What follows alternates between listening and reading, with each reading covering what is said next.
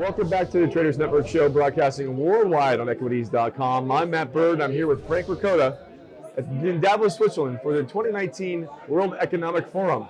Frank, you've been our eyes and ears for the entire week. We're on Thursday. Tomorrow it pretty much shuts down. Tell us, give us an update. What did you find out there? Well, I mean, this year compared to last year, I think the mood's quite a bit different. I mean, a lot of things happening in the world this year, a lot of conflicts with what's happening on the local fronts for many world leaders, and they've either shortened their stay or decided not to attend at all, along with their entire delegations. Do you think that has in any way kind of trickled down to the street, or do you think that that's isolated and separate from what's going on the street? Because we're seeing, I'm not going to say a ghost town, but it's about 10% of last year's turnout here. Yeah.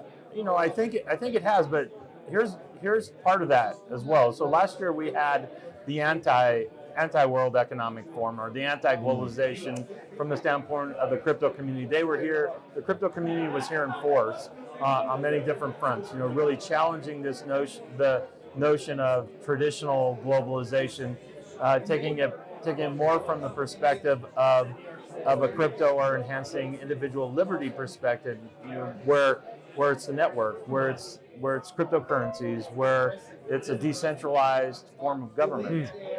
Yeah, we had the fintech advisor to the Premier of Bermuda here talking about that what spun out of last year here was ingenuity, which helped at this point create legislation, create the framework for commerce. And I think where we're going with now is we're seeing convergence of tech and regulation finally starting to manifest something. Yeah. I think last year a lot of folks on the policy and regulatory side of life were trying to figure out what to do. You know, they had this initial gut reaction of blocking things. So we saw a number of jurisdictions, you know, really get pretty aggressive on ICOs because of, you know, what happened towards the end of 2017. But the innovative sovereign states decided to look at how can they embrace it, how can they make it really a safe zone to drive innovation, and Bermuda was one of those, and Mauritius is another, and there's several other sovereign nations that really embraced it and try to create crypto-friendly legislation to spur this kind of innovation. You know, okay, so let's talk about innovation in sovereign nations. You've done a few yourself. You've been engaged with the Bermudan government. You've the U.S. side, state government internationally. You've been at the EU Parliament. You've literally been everywhere in 2018. How productive has Davos for 2019 been for you? Well, you don't have the breadth of conversations, you know, given again the attendance this year, but you have really in-depth conversation, real meaningful conversations with substance and substantive action items as a follow-up. And I think that's really going to be the hallmark of 2018 World Economic Forum. 2019. There we go. I'm still in last year. It was such a year that by too quickly. Time collapsed last year. Yeah, but 2018 is going to really push the bubble one more time in terms of here's the type of conversations. This is what I'm talking about, Matt. So, you know, on one side, last year was about how cryptocurrencies are going to totally kill traditional financial markets. Change everything. Didn't happen, right? And change every and eventually it will, right? It's a long process. But what we're now talking about this year is the business of blockchain. How is it really applied to effectuate incremental and subsequently massive change? The other thing is, how do you take a technology like that or solutions like that and really restructure the SPG programs and really get out and deal with broader social impact initiatives where the beneficiary of who's being targeted actually receives the benefit?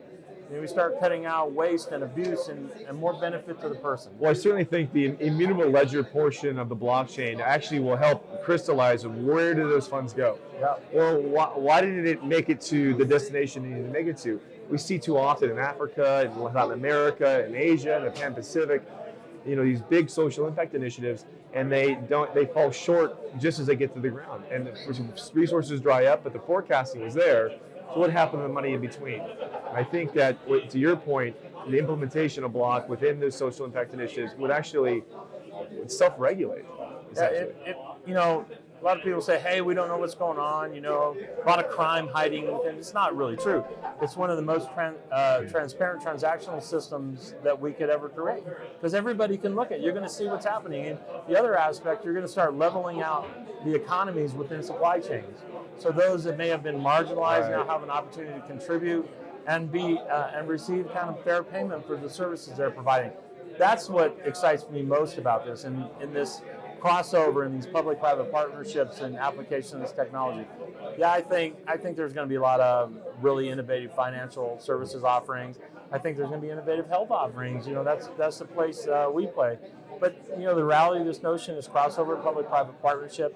It's going to enable new types of services. I don't think we've even imagined what they are right now. Hey, listen. So we got to cut to a commercial break in a minute, but it's. I hear it hasn't quite broke yet, but is it true you just got approved to the UN Global Compact? Yeah, that's right. Yeah, and you know, that one is truly exciting. There's about 9,000 companies in the Global Compact, only about 500 in the U.S.